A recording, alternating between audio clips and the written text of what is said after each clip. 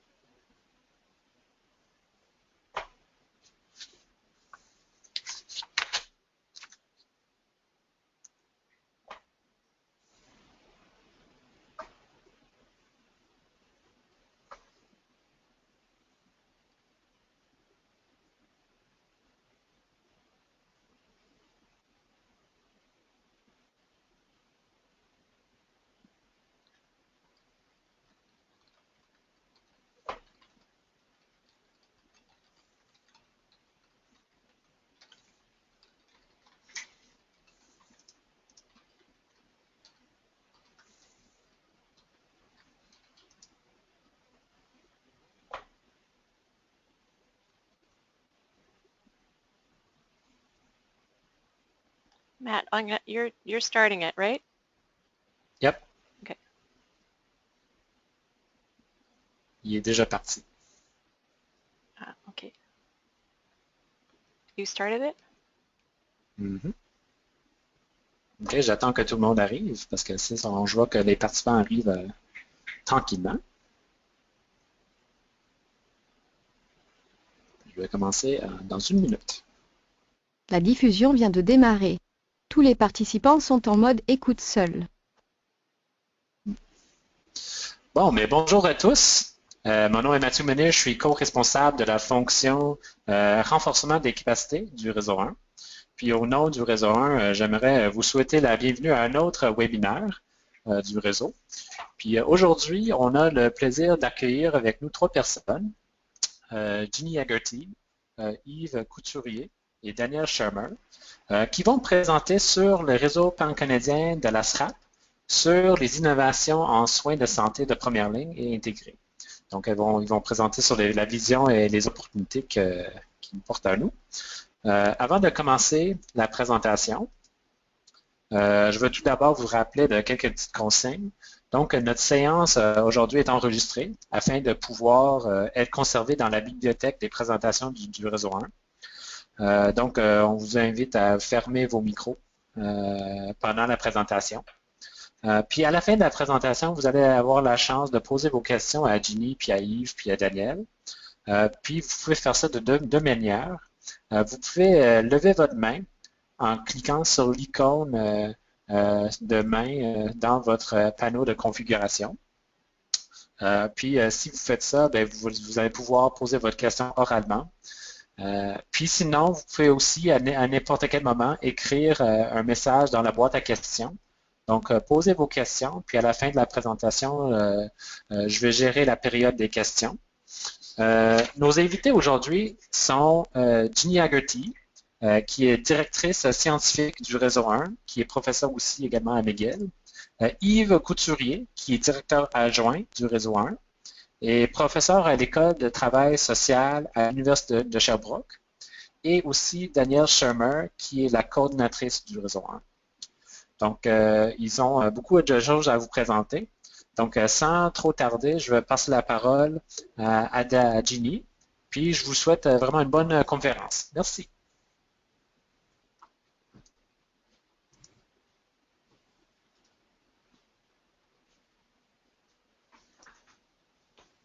Donc, est-ce que vous voyez mon écran?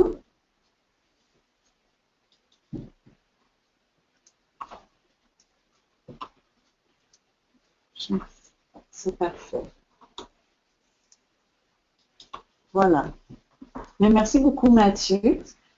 Juste avant de commencer, je vais juste clarifier que nous n'avons aucun conflit d'intérêt. Tous les présentateurs aujourd'hui, on parle des relations avec des intérêts commerciaux, aucun soutien commercial non plus.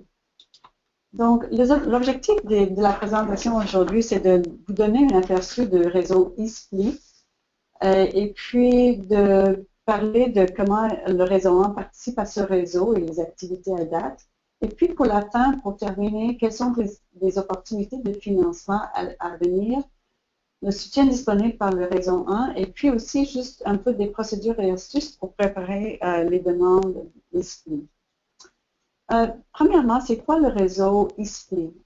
En fait, ça fait partie de la stratégie STRAP, stratégie de recherche axée sur le patient. Et eSplit veut dire le réseau sur les innovations en soins et santé de première ligne et intégré.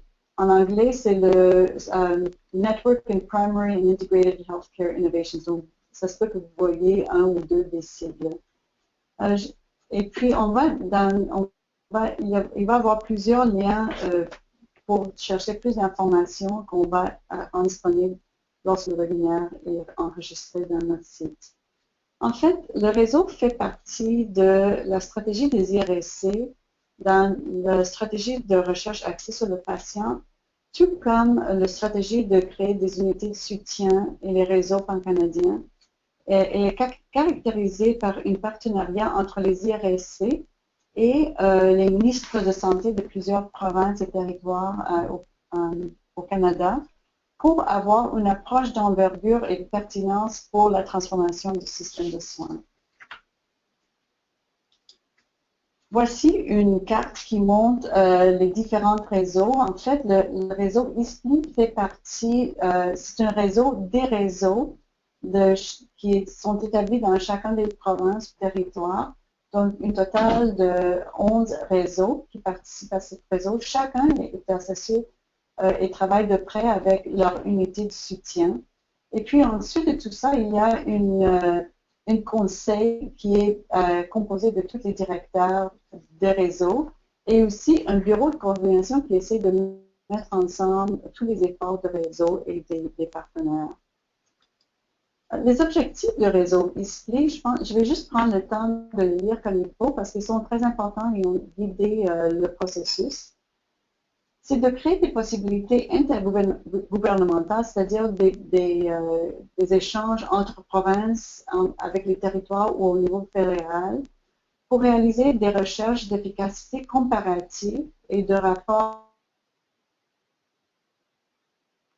intégrés de soins, qui prend aussi un appui sur les bases de soins de santé communautaires de première ligne, mais aussi avec un accent de faciliter les transitions à l'intérieur et au long du continuum de soins. C'est aussi un processus pour pouvoir accélérer l'étude opportune de nouvelles interventions et approches pour faire un apprentissage rapide à l'intérieur des différents réseaux, mais aussi entre des réseaux, de catalyser la recherche sur des approches novatrices et rentables en soins intégrés, de soutenir et renforcer la capacité, je dirais, de tous les acteurs pour une utilisation rapide des connaissances en matière de soins de santé en première ligne, surtout de catalyser l'utilisation des données pour l'apprentissage et finalement de favoriser l'échange d'informations et les données probantes sur les interventions coûteuses et ce qui ne marche pas non plus dans le système de santé. Les mots-clés vraiment, c'est d'axer sur un apprentissage commun et aussi un échange entre les différents territoires et provinces et une utilisation rapide et efficace d'informations. Il y a plusieurs possibilités de financement. Je ne vais pas m'attarder là-dessus parce que Daniel va revenir plus tard.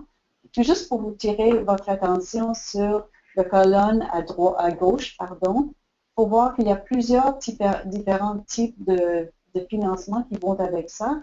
Et puis, on va revenir plus tard. Mais en fait, en ce moment, on se prépare pour les lancements des projets qui vont être sur les synthèses de connaissances, les subventions de synthèse de connaissances, les analyses comparatives de politique et aussi un projet d'envergure à grande échelle.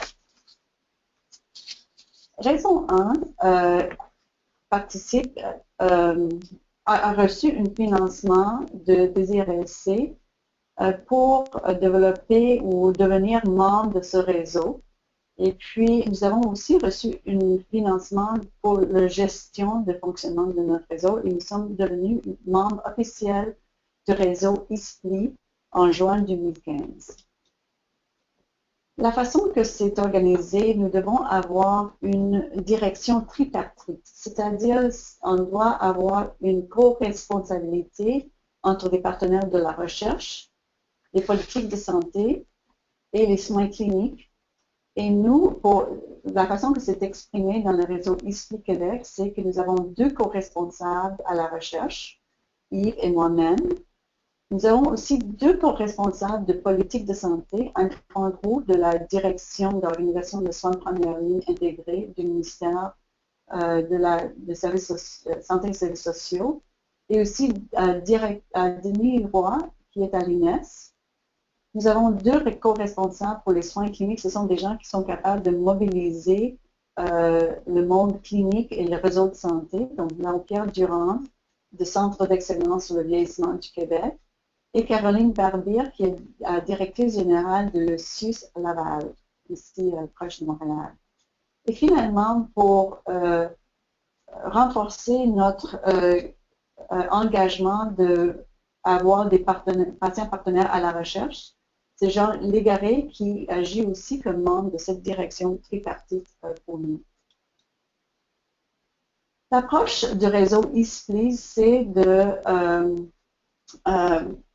avoir des projets de recherche ou contribuer à la recherche qui répondent à des priorités de soins en première ligne pour avoir des soins intégrés verticalement et horizontalement, mais d'axer sur les priorités qui sont communes à plusieurs régions ou plusieurs provinces, par exemple.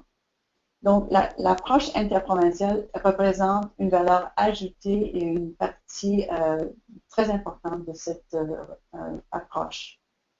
Aussi, on doit identifier les priorités qui correspondent à des défis communs, qui sont communs à plusieurs réseaux membres, et puis de concerter des approches communes aussi pour y répondre. Et par exemple, il y avait une définition des priorités de recherche du réseau ISPLI. Il y avait un premier processus qui était d'identifier les priorités qui émergeaient d'une synthèse de connaissances et un sondage auprès des citoyens canadiens qui ont identifié comme certaines pistes. Ces priorités ont été soumises à un processus de consultation auprès des réseaux membres pour identifier. Puis, après, les réseaux membres peuvent s'intéresser à la priorité de recherche qui naît en collaboration plusieurs établissements ou à un niveau de collaboration. Juste pour donner un exemple, ça se peut que, par exemple, l'Ontario, Québec et Nouvelle-Écosse ont déjà commencé à mettre à l'avant des modèles de soins intégrés pour les enfants obèses. Et puis que chaque province a une approche très différente. Donc, en se mettant ensemble, on peut comparer ces différentes approches et voir quelles sont des approches qui ont plus de chances d'avoir un succès. Donc, les priorités qui ont été identifiées à l'échelle canadienne, ce sont des priorités qui touchent les patients avec les besoins complexes. Aussi, toutes les différentes approches à l'innovation des modèles intégrés pour la prestation de soins. Les innovations en cybersanté qui permettent d'avoir un retour rapide avec l'information disponible. Les priorités d'intégrer les activités de promotion de la santé et la prévention avec les soins de première ligne, qui mettent l'accent sur le rôle de patient, le rôle actif du patient dans le maintien de sa santé, toutes les choses qui viennent sur le vieillissement en santé de la population, et aussi les différents modèles de financement qui existent et qui peuvent appuyer les objectifs de soins intégrés en première ligne. Aussi, au Québec, parmi ces grandes priorités, on avait eu à identifier quelles sont pour nous nos priorités les plus importantes. Donc, je vais juste passer un peu plus de temps là-dessus, parce que ce sont ces priorités qui vont définir les projets que nous, on pense appuyer dans la troisième phase, pardon, de financement. Donc, le premier, c'est de tout ce qui touche l'amélioration de la communication et le partage d'informations tout au long de la trajectoire de soins des patients lorsqu'ils font leur transition dans différents niveaux des soins et aussi des différents secteurs. L'autre serait la valorisation du rôle actif du patient et ses proches aidants dans la maintien de sa santé et aussi le partenariat avec l'équipe clinique. Troisièmement, l'amélioration de l'accessibilité, la coordination et l'intégration des soins afin d'optimiser les trajectoires cliniques encore, surtout pour les personnes ayant des besoins complexes. Il y avait une priorité qui était très particulière à nous, qui était l'augmentation de la capacité des services de première ligne à répondre à des besoins des jeunes vulnérables qui ont des besoins complexes et y inclut les besoins pour les services de prévention en amont et en santé publique. Si vous voulez voir aussi les priorités de tous les autres membres, on va vous fournir le lien où vous pouvez consulter les autres priorités ailleurs. Maintenant, je vais transférer le parole à Yves, qui va vous parler de qu'est-ce que nous avons fait jusqu'à maintenant. Alors, bonjour à tous, bonjour à toutes.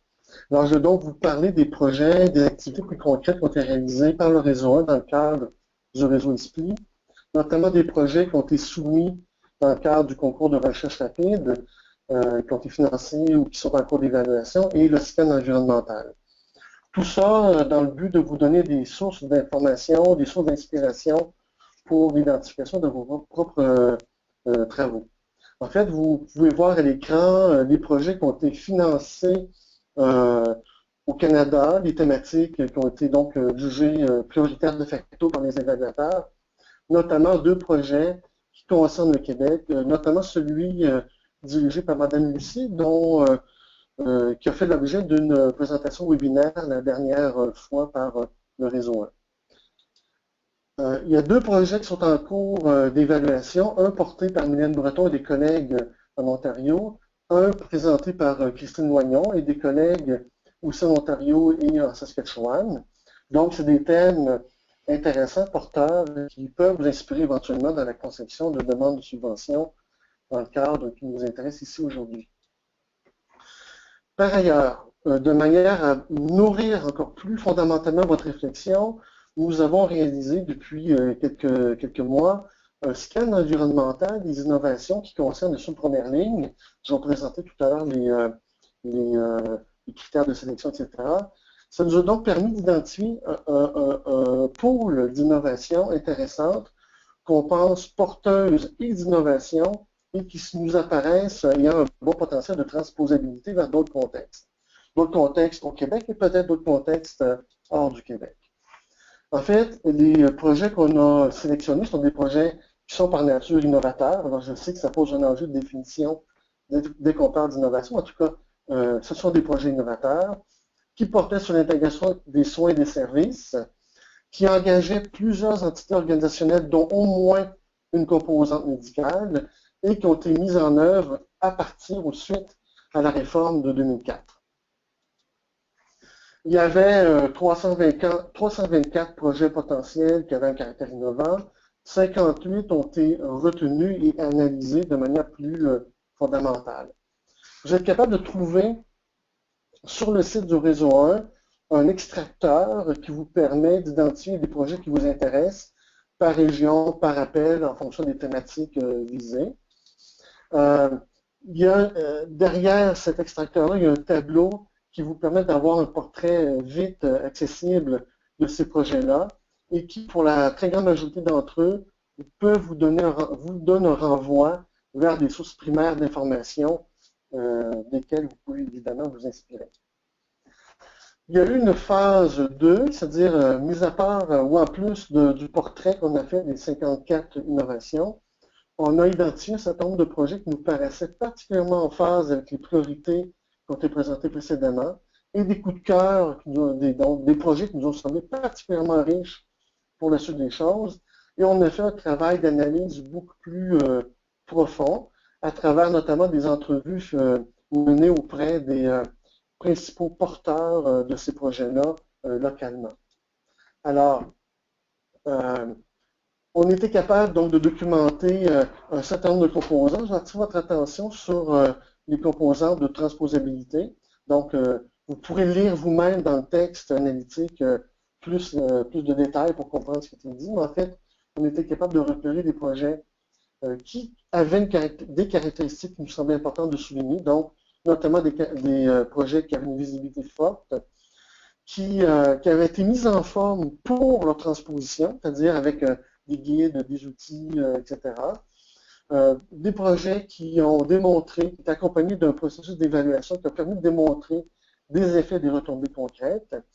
Des projets qui avaient évidemment un appui concret en termes de ressources et humaines et financières, c'est-à-dire c'est plus que des bonnes idées, c'est des bonnes idées mises en forme pour être diffusées avec un accompagnement sérieux et des ressources financières adéquates. Une adéquation des projets aux priorités locales et aux priorités publiques. Dans le fond, c'est des projets qui portaient sur des idées qui ont charmé et localement et sur le plan national, avec une composante qui nous semble très importante, c'est-à-dire un accompagnement du changement qui est soutenu, qui est dédié. Sans cette composante-là, c'est des projets dont la transposabilité pourrait être menacée éventuellement. Peut-être un dernier mot pour vous dire, juste avant, qu'il y a un document écrit qui va être donc analytique, qui est plus que descriptif, qui est analytique, qui va être déposé sur le site du réseau 1 courant mars ou plus tard début avril.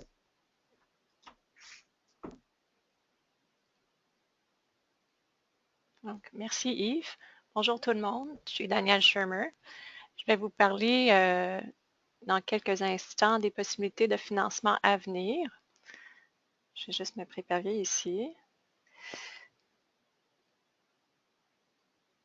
Donc, je vais vous parler des possibilités de financement à venir en plus de détails en ce qui concerne les montants disponibles et leur échéancier. Et ensuite, vous parler du soutien qui est disponible de la part du réseau 1 pour préparer vos demandes. Donc, on a déjà mentionné les subvention de recherche rapide. Il y a eu 2 lancements. Il n'y en aura pas d'autres, mais il y aura un lancement de subvention de synthèse. Il y en aura 2, en fait. 11 projets au total seront subventionnés. Chaque projet aura accès à jusqu'à 25 000 $ par année pour 1 an. Il y aura aussi des subventions d'analyse des données comparatives ou des politiques provinciales ou territoriales. Il y aura encore une fois 2 lancements de ce type. Le premier lancement, il y aura 4 projets subventionnés. Dans le deuxième, il y en aura 5. Chaque projet aura accès à jusqu'à 62 500 $ par année pendant 2 ans. Il y aura aussi un lancement pour des subventions de projets pluriannuels à grande échelle. 4 projets seront subventionnés dans ce concours. Chaque projet aura accès à jusqu'à 250 000 $ par année pendant 4 ans. Pour être admissible à ces concours, vous deviez être membre du réseau 1 et votre projet devrait répondre à au moins une des priorités définies par la direction tripartite du réseau 1 en ce qui concerne les priorités de recherche moyen à long terme que Ginny vous a présentées. On veut aussi souligner le fait que ces montants ici dans la colonne à la droite, c'est le financement qui est disponible par les IRSC.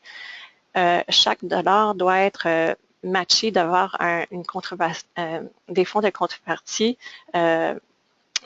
venant de sources extérieures au gouvernement fédéral pour un montant égal au fonds des IRSC. Ensuite, pour ce qui est de l'échéancier, pour les subventions de synthèse de connaissances qui s'en viennent, le premier lancement va être à la fin avril de cette année. La date limite des présentations des demandes va être à la mi-septembre 2016.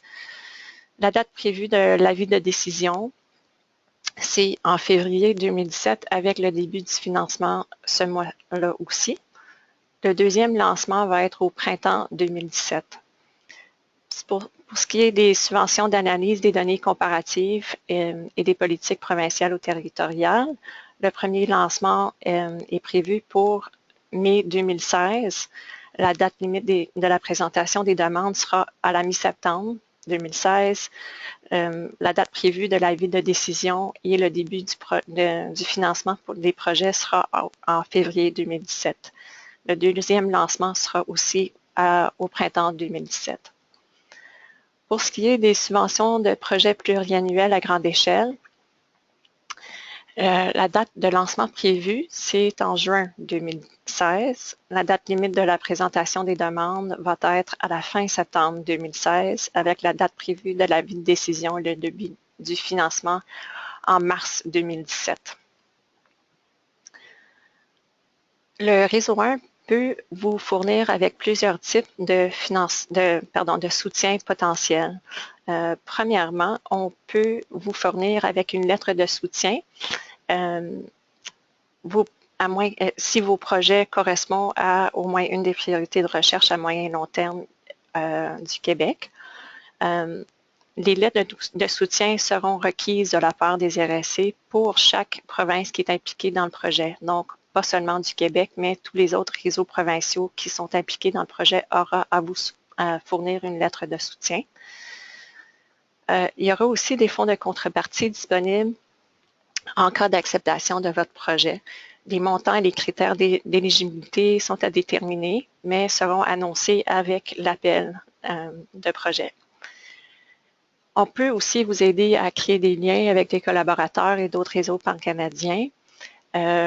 Vous auriez accès à notre plateforme de collaboration partage pour la préparation de vos demandes et aussi pour la mise en place et la coordination de vos projets s'ils sont subventionnés, ce qui est très, très utile pour le partage d'informations à distance avec des membres de votre équipe à travers le pays. Vous auriez aussi accès à plusieurs plateformes de transfert de connaissances, par exemple nos webinaires, la journée scientifique annuelle, nos bulletins, notre site web. Ensuite, on veut vous souligner qu'il y a plusieurs services qui sont disponibles gratuitement de l'unité de soutien pour les projets du réseau ISPLI. En fait, l'unité soutien priorise les projets sur les thématiques du réseau ISPLI. Donc, vous aviez on a un lien prioritaire avec eux. Leurs services sont dans plusieurs domaines, sur, par exemple, comment faire des analyses des banques de données ou bien préparer vos partenariats de recherche avec vos patients partenaires, par exemple.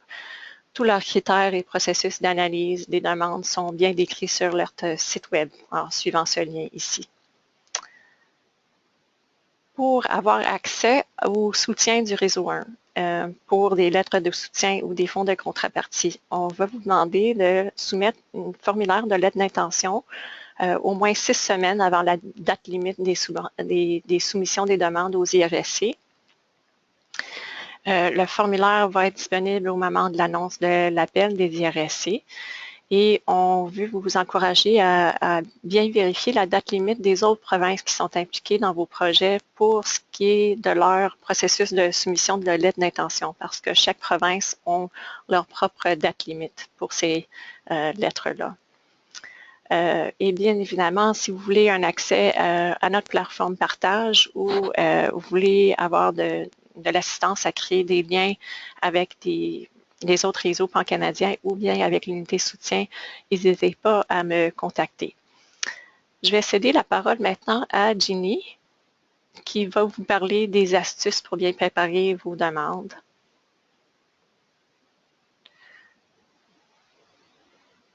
Merci, Daniel. Donc, je vais juste mettre l'emphase sur certaines choses pour aider la préparation. La première chose, c'est de établir les liens de collaboration interprovinciale bien à l'avance. Certains parmi vous ont déjà ces forts liens avec d'autres personnes. Donc, pour nous, ça serait juste important de savoir si ça existe déjà. Si ce n'est pas le cas, si vous avez une bonne idée, une innovation que vous aimeriez voir soumettre à la lumière d'une évaluation et qui pourrait avoir une contrepartie interprovinciale, nous pouvons aussi vous mettre en contact, comme Daniel avait dit, avec des autres provinces ou des autres personnes qui pourraient vous connecter à l'intérieur de leur réseau s'ils ont les mêmes priorités. De se rappeler aussi qu'il y a une exigence budgétaire très, très importante de trouver des fonds de contrepartie. Donc, l'IRSC demande un appariement 1 à 1 avec seulement 25% qui peut être en nature. Donc, c'est très difficile des fois de trouver les fonds de contrepartie. On peut vous aider. Il y aura aussi des fonds protégés à l'intérieur de Réseau 1 pour appuyer 2 ou peut-être 3 projets qu'on pense qui sont vraiment importants, qui répondent à nos besoins. En fait, on aimerait connaître à l'avance qu'est-ce que vous aimeriez faire pour pouvoir vous aider de bâtir un projet très, très fort. Par exemple, vous pouvez voir le webinaire de Marie-Thérèse Lucie, et elle avait parlé des défis, en fait, de trouver les fonds de contrepartie. Donc, c'est quelque chose de commencer bien à l'avance. Et puis, si vous cliquez sur cette lien, vous pourriez voir d'autres partenaires potentiels. Si vous avez besoin de plus d'informations, vous pouvez aussi consulter ces liens et Daniel est toujours disponible pour vous donner de l'information. Je vais juste voir qu'est-ce qu'il me reste à dire parce que je voulais juste aussi dire que les directeurs tripartites de réseau aimeraient être impliqués fortement dans le processus pour pouvoir vous mettre en contact avec les partenaires dans le réseau, les partenaires les partenaires décideurs politiques. Et nous, notre idée serait de pouvoir mettre à l'avance au moins 2 projets qui viennent du Québec, qui sont pilotés du Québec. On aimerait aussi participer dans d'autres projets, donc on va vous tenir au courant. Si vous êtes intéressé, si vous avez des bonnes idées, s'il vous plaît, contactez-nous. On va faire tout pour pouvoir mettre ensemble les gens, de trouver d'autres partenaires pour pouvoir s'assurer qu'on a au moins 2 projets qui viennent du Québec. Il y aura 4 projets qui seront financés sur 11 réseaux. Donc, on ne sait pas encore combien de projets vont être mis à l'avant, mais on est vraiment là pour vous aider à travailler sur vos intérêts et de mettre ensemble les gens des différentes universités, des différents secteurs liés à la première ligne. Si vous avez, si vous voulez avoir aussi accès à ce qu'ils font d'autres réseaux ici, voici certains liens pour que vous puissiez voir leurs priorités et les projets qu'ils ont en cours maintenant. Donc avec ça, je pense que je passe la parole à Mathieu pour la période de questions.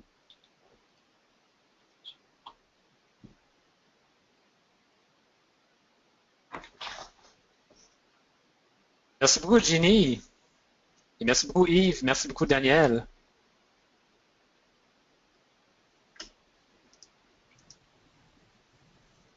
Donc, effectivement, c'est le temps pour la période des questions. Donc, j'espère que vous en avez plusieurs. Moi, j'en ai plusieurs aussi, moi. Puis, je pense que ça a été une présentation très aidante parce que ça nous informe sur des choses qui se passent autour de nous, sur des grosses structures qui sont arrivées depuis quelques années. Mais aussi, vous nous outillez pour savoir comment procéder, comment nous préparer pour le futur. Puis ça, c'est très, très important. Donc, je vais aller voir si on a des questions qui commencent. Moi, peut-être que je commencerai par une question. Puis, Daniel, si jamais il y a des gens qui ont leur main levée. Ah oui, j'en vois. OK, attends. Est-ce que vous pouvez mettre Marie-Dominique Beaulieu, s'il vous plaît, à la parole? Oui. M'entendez-vous? Oui. Oh, Marie-Dominique. C'est Marie-Dominique! Écoute, je voulais vous féliciter, puis je trouve vraiment très excitant de voir ce qui s'en vient, puis les approches. Et en fait, j'étais en train même de vous écrire un petit mot avec mon par courriel. Enfin, certainement réitérer pour les gens qui écoutent, qu'on ne voit pas.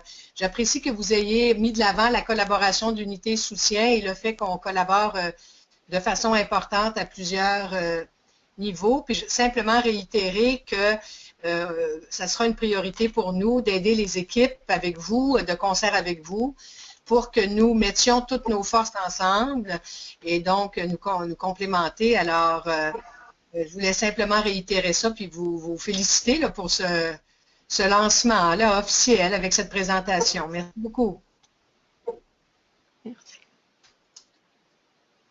Merci, Marie-Dominique. Oui, puis c'est ça justement, donc l'unité soutien, ça apporte un soutien important.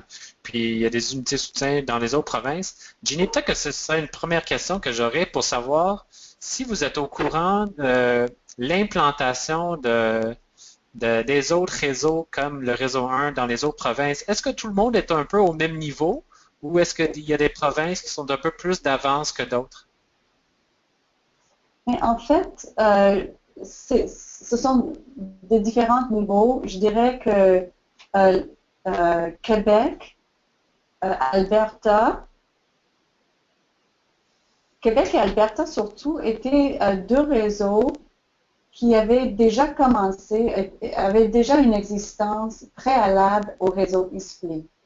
Je dirais que la plupart des autres réseaux ont pris leurs existences comme réseau au même temps que le réseau ISPLI. Donc, ça veut dire que nous, on a aussi une logique et une raison d'être qui va au-delà du réseau ISPLI. Tandis qu'il y a plusieurs autres réseaux qui existent parce qu'ils sont membres du réseau ISPLI. Je dirais que dans ces autres réseaux, ils ont peut-être fait plus une activité de concertation parce que l'identification de leurs priorités et les projets possibles de recherche fait partie essentielle de leur existence. Nous, on a d'autres raisons, on a notre raison d'être aussi, propre à nous au Québec. Et donc, on essaie maintenant de concerter ces activités avec le réseau ISPLI pour identifier les forces vives dans notre réseau qui pourrait répondre à ces besoins et aussi ces opportunités qui émergent dans les autres réseaux canadiens. Est-ce que je réponds à la question? Oui, oui, absolument. Absolument, merci beaucoup. Puis, on n'a pas eu de questions encore, mais je suis en train de regarder les participants qui sont en ligne, puis je vois beaucoup de jeunes chercheurs. Puis, je pense que si les différents types de financement que peut offrir le réseau 1, ça représente vraiment des opportunités intéressantes pour les jeunes chercheurs. Peut-être que je demanderais à certains chercheurs qui participent de peut-être partager un peu vos expériences dans le climat de financement actuel. Puis, qu'est-ce que vous retenez de cette présentation de Ginny puis de Yves? Puis, qu'est-ce que vous pensez que ce réseau ISPLI-là représente comme opportunité pour vous? Donc, je vous encourage de lever votre main puis de partager un peu vos expériences. Comme on a quand même assez de temps dans ce webinaire-là, j'en vois beaucoup de vous. OK, Patrick, merci. Patrick Archambault, l'Université de Laval, vas-y. Oui, bonjour. Bonjour Mathieu, bonjour Jenny, Yves et Daniel. Merci pour en effet une très belle présentation. Moi, en fait, comme jeune chercheur, le défi, c'est vraiment de savoir comment, en effet, on peut aller chercher l'argent en contrepartie qui est très difficile à mobiliser et j'ai malheureusement pas assisté à la présentation de Discutons Santé, mais j'aurais voulu peut-être avoir vos conseils puis vos stratégies pour aller chercher. Est-ce que c'est au niveau de l'industrie privée? Est-ce que c'est dans les organismes de santé publics? Quel argent en contrepartie on fait référence ici? Merci beaucoup de cette question, Patrick. Je pense que c'est la préoccupation qui est partagée par tout le monde. Et je pense qu'initialement, le pensée auprès des IRSC pour demander ce partenariat était pour assurer qu'il y aurait Ils envisageaient un partenariat surtout avec le système de santé. Que le système de santé allait aussi faire des contributions, pas juste en nature, mais vraiment en comptant pour le processus de recherche pour que les projets de recherche soient vraiment enracinés dans le système de santé. Notre réalité, c'est qu'on vit des compressions budgétaires massives en ce moment, autres que les transformations qui viennent avec. Et nos partenaires dans le système de santé, ils nous ont dit, nous sommes très, très intéressés à participer à des projets d'implantation, d'innovation, à faire autrement, à pouvoir étudier ensemble avec les chercheurs les transformations possibles dans le système de santé, mais malheureusement, en ce moment, ça c'est notre réalité. Et aussi, on doit reconnaître que tous les processus FAP ont cette même formule. Donc, même l'unité de soutien avait à chercher les fonds de contrepartie, les projets Quick Strike. Et donc, on a aussi, nous, l'impression qu'on commence à épuiser les sources. Je sais que Discutons Santé ils ont réussi à trouver des sources de financement supplémentaires par les compagnies privées, mais c'est sûr que c'est une possibilité en ce moment. Moi, je pense que, je me dis que, je ne sais pas s'il y a une possibilité, mais je pense que le réseau pourrait aussi commencer à explorer les différentes avenues de financement pour vous aider. On peut offrir un petit peu d'argent et des fois cet argent peut être servi comme levier pour chercher d'autres financements et de aussi se rappeler que lorsque vous cherchez les fonds de contrepartie, à cause du fait que le projet est partagé avec un autre réseau pan-canadien, il devrait vous aider aussi comme partenaire. Donc, ça se peut que ce n'est pas tous les provinces au Canada qui vivent les mêmes compressions budgétaires que nous au Québec. Donc, c'est juste à se rappeler que c'est une tâche partagée de trouver les fonds de contrepartie. Est-ce que tu peux parler de la contribution en nature? C'est ça, de notre proposition actuelle? Non, mais dans le montage financier Oui. des contributions en nature potentielles. Et la contribution en nature qui est envisagée en ce moment, c'est d'avoir, par exemple, des gens qui participent, qui pourraient participer dans un comité aviseur, ainsi de suite. Mais nous, on aimerait aussi promouvoir les fonds de contrepartie en nature qui visent une implication réelle du système de santé pour participer activement dans la recherche, qui peut être même participer dans la collecte de données, les activités d'évaluation, ainsi de suite. Est-ce que c'est ça que tu voulais dire? Et nous, on essaie de promouvoir ça et même voir s'il y aurait une possibilité d'augmenter ce pourcentage, mais on est juste en conversation. Bon, j'espère que ça répond à votre question. Patrick, c'est sûr que c'est un enjeu pour tous les chercheurs, mais et en particulier les jeunes chercheurs, c'est vraiment un enjeu très, très difficile actuellement. Merci Ginny pour cette réponse. Est-ce qu'il y a d'autres jeunes chercheurs qui veulent partager un peu leurs expériences, poser vos questions? Moi, j'aurais juste une question pour bâtir sur la question de Patrick, mais donc vous dites, Ginny, que le réseau 1 peut, dans certaines circonstances, offrir aussi un financement en contrepartie. C'est quoi les mécanismes que vous avez en place actuellement pour évaluer vers quel projet vous serez prête à être partenaire? Puis, parce que je veux dire, s'il y a beaucoup de demandes, comment est-ce que vous allez gérer les différentes demandes des différents chercheurs? En fait, on a déjà fait ça pour les projets de recherche rapide. On a fait juste un appel à projet pour les gens qui voulaient avoir une contrepartie de la part de Réseau 1. Le comité de direction avait approuvé un appui jusqu'à 10 000 $ pour 2 projets. Donc, nous avons demandé des expressions d'intérêt. Donc, les gens avaient à remplir, je ne me rappelle pas, mais il y avait une formulaire à remplir qui décrivait le projet. Et donc, c'était la direction tripartite de Réseau ISPLI qui avait étudié ces demandes pour voir lequel était le plus aligné avec nos priorités. Donc, c'était un processus de sélection fait à l'intérieur de ce processus-là. Okay. Donc, et on pense faire la même chose, mais si on peut, par exemple, aussi recevoir vos expressions d'intérêt, si vous avez des idées géniales ou vous aimeriez faire des partenariats avec les innovations qui sont en cours, on pourrait aussi essayer de vous mettre en contact ou de rassembler d'autres acteurs autour de vous pour pouvoir préparer une demande qui est déjà alignée dès le départ avec nos priorités. Mm-hmm. Est-ce que ça serait...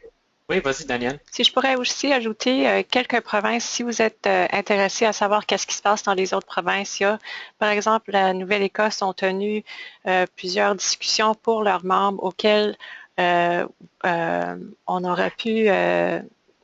auxquels on pourrait participer pour comprendre un petit peu plus le contexte dans cette province-là. Il y a possibilité qu'ils vont en tenir d'autres discussions comme ils ont préparé autour de certaines thématiques. Donc, c'est à vérifier avec eux. Je vous encouragerais à les contacter et à vérifier leur site web, par exemple, pour connaître qu'est-ce qui se passe dans ces réseaux-là. Merci, Daniel. Je vois, il y a une question de Geneviève Roch. Est-ce que vous pouvez la mettre sur la ligne, s'il vous plaît?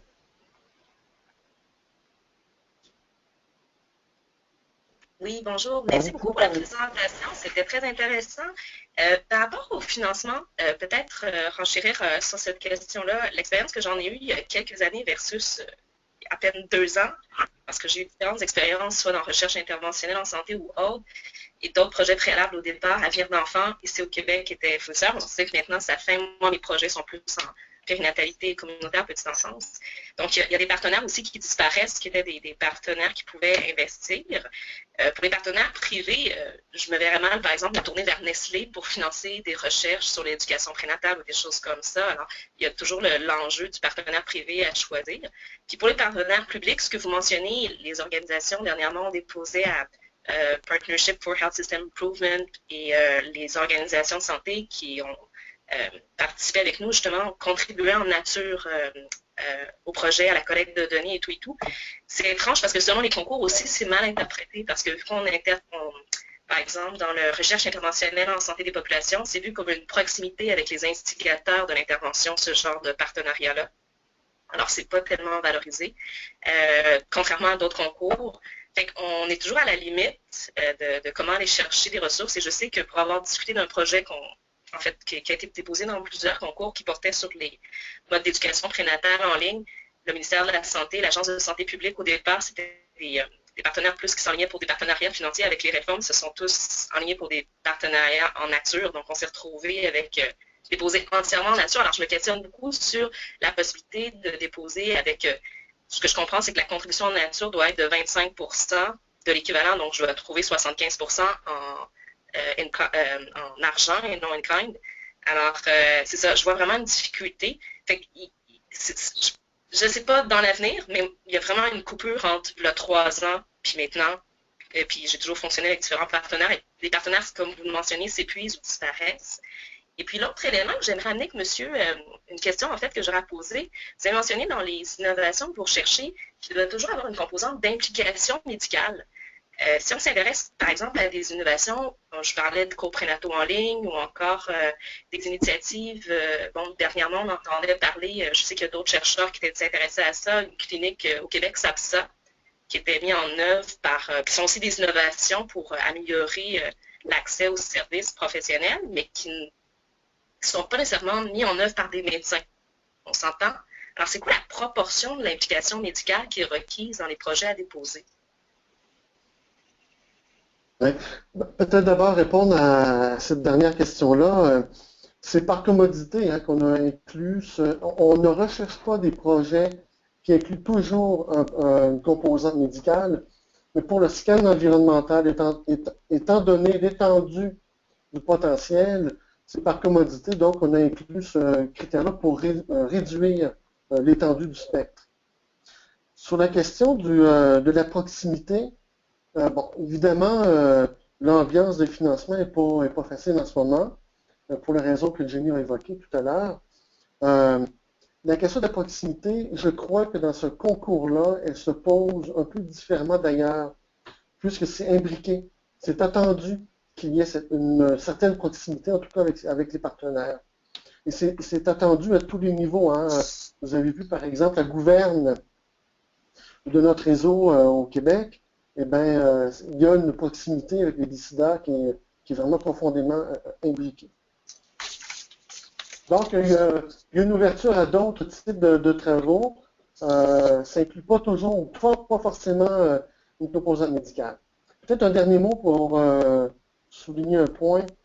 Tout un chacun, on peut penser que nos propres travaux, puis je m'inclus évidemment là-dedans, sont potentiellement en phase avec les priorités énoncées. Mais l'enjeu de l'intensité du lien avec les priorités devient plus important maintenant que jadis. Donc, ce n'est pas qu'un lien potentiel où il faut vraiment le démontrer. Et probablement que malgré l'ambiance un peu difficile pour recueillir du fonds de contrepartie, notamment au M3S, s'il y a des priorités élevées qui se rencontrent, il y a peut-être quand même une marge de manœuvre. Donc, ce n'est pas zéro chance d'avoir des contreparties, là, mais il faut vraiment prendre au sérieux la liste des priorités qui sont proposées ici. Merci. Merci beaucoup, Yves. Je suis en train de voir s'il y a d'autres questions. J'en vois pas. Donc, je vais poser une autre question que j'avais. Puis ça, c'est une question qui s'adresse à vous deux, Ginny puis à Yves. Dans le fond, vous êtes en recherche depuis un certain temps. Ginny, l'environnement de recherche actuel, j'imagine que c'est très différent de ce que vous avez vu quand vous étiez jeune chercheur au tout début de votre carrière. Puis là, vous avez réussi à avoir une carrière remarquable.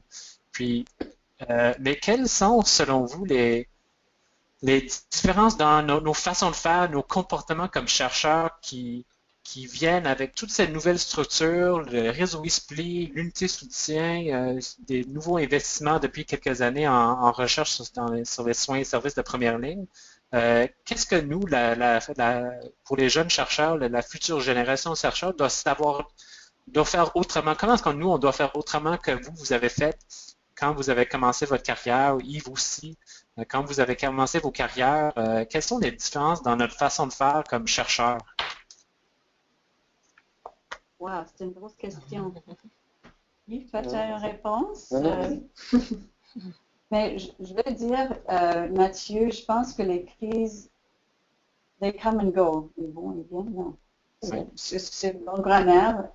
Par exemple, quand j'ai fait mon doctorat, nous sommes fait dire carrément de ne pas attendre d'avoir une carrière académique dans l'université. C'est fini. Il n'y avait plus des postes de profs. Donc, moi, vraiment, je m'attendais pas à avoir une carrière universitaire.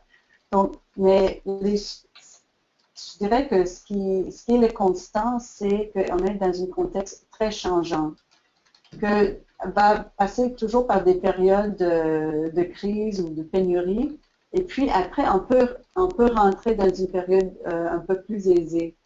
Donc, je pense que ce qui est très, très important, c'est de garder la cap, d'être persévérante et de trouver des stratégies qui permettent de continuer nos intérêts de recherche, peu importe le paysage de financement. Je pense qu'une autre chose que je vois de plus en plus dans toutes les initiatives, au moins dernièrement, qu'on favorise beaucoup une approche collaborative. Donc, c'est de commencer à former des forts liens avec des chercheurs, d'autres chercheurs, de trouver un mentor, parce que, par exemple, dans les concours des projets avec les IRSC récents, les Foundation Grants, on voit que plusieurs personnes ont réussi à mettre ensemble un chercheur senior avec une jeune chercheur, d'aller ensemble sur une période. Donc, moi, je vous encourage fortement à trouver des mentors qui pourraient vous amener et vous aider dans la recherche. J'aimerais prolonger ce qui vient d'être dit. Pour les projets dont on parle aujourd'hui, on peut penser que les jeunes chercheurs sont un peu moins bien placés que les plus avancés dans la carrière, notamment en raison du nombre de projets qui vont être financés, du fait de la capacité d'aller chercher du fonds de contrepartie, etc. Et je pense qu'une des façons de compenser ça, c'est de prendre au sérieux l'appel au réseautage qui a été fait tout à l'heure. Envoyez-nous vos idées, envoyez-nous votre désir de collaborer et on pourra faire un travail d'entremetteur et de constituer un groupe ou des groupes qui ont des forces plus importantes. Et je pense que, dans mon cas, moi, l'accès très tôt dans ma carrière à des seniors a eu un effet très important pour moi. Et donc, les réseaux peuvent aider à donner cet accès-là à des mentors, pas seulement des seniors renommés, des vedettes, mais aussi des gens qui sont déjà engagés sur des thématiques et qui ont déjà des entrées auprès de ceux qui peuvent soutenir le financement, etc. Donc, l'appel à faire circuler les idées, même si elles ne sont pas très élaborées, peut-être que ça nous permettrait de vous mettre en lien avec des gens qui ont des compétences ou des avantages que les jeunes n'ont pas. Et justement, sur une... Pardon, Jenny, sorry. J'allais juste dire que sur la diapo numéro 35, il y a un lien à un dossier en ligne qui est accessible à tout le monde, de projets potentiels de toutes les provinces impliquées dans le réseau ISPLI, des gens qui sont à la recherche de collaborateurs à travers le Canada. Donc, si vous êtes intéressé à savoir qui est à la recherche de quoi, vous pouvez consulter ce dossier-là. Vous pouvez aussi rajouter votre projet pour voir si ça pourrait vous aider à trouver des liens intéressants à travers le pays. Parfait. Mathieu, si je peux juste aussi enrichir la parole de Yves qui a dit de faire des partenariats. Mais c'est sûr qu'avec les chercheurs seniors, c'est toujours bien, mais aussi d'établir très tôt dans la carrière des partenariats avec des partenaires dans le système de santé. C'est pourquoi je aussi vous encourage à voir les sites d'innovation. S'il y a des personnes qui travaillent déjà dans le terrain, de commencer à faire les liens avec ces gens-là, parce que ce sont des gens de partenariat qui nous amènent loin dans notre carrière de recherche. Et nous, je peux dire que ce ne sont pas tous les projets que nous avons repérés dans nos innovations qui avaient des liens forts avec les chercheurs, qui avaient fait comme un processus d'évaluation. Et nous, l'année passée, on a contacté ces gens-là qui nous ont dit, ils aimeraient avoir des liens avec les chercheurs. Donc, je pense que c'est vraiment une opportunité pour un jeune chercheur de faire les liens avec quelqu'un qui travaille dans leur domaine et qui, ensemble, peuvent créer un partenariat très fort à l'avenir. Et si je peux aussi juste préciser que les projets qui sont dans le tableau d'innovation ont un lien avec une organisation médicale, mais ne sont pas nécessairement des projets qui ont été initiés par des médecins. C'est juste qu'il y avait un lien avec une clinique médicale, par exemple. C'était ça qu'on recherchait. Mais ça a été peut-être un projet qui a été initié par un autre type de professionnel. Parfait. Donc, merci beaucoup Jenny, merci beaucoup Yves et merci beaucoup Daniel. Donc, j'ai juste quelques informations à passer avant de mettre fin au webinaire. Donc, le prochain webinaire aura lieu le 15 avril à midi. Puis, c'est Julie Lane qui va présenter sur les stratégies, sur le pourquoi et le comment accompagner l'implantation des innovations dans les réseaux de la santé. Donc, Julie Lane, qui est chef de service de courtage de transfert des connaissances au CIUS de l'Estrichus. Donc, ça fait des acronymes absolument atroces, mais c'est comme ça de ces temps-ci. Tous nos webinaires sont accrédités, donc si jamais ça répond à vos besoins, donc s'il vous plaît, on vous demande de contacter Daniel Shermer. Et évidemment, également, si vous n'êtes pas membre déjà du réseau, on vous encourage fortement à devenir membre.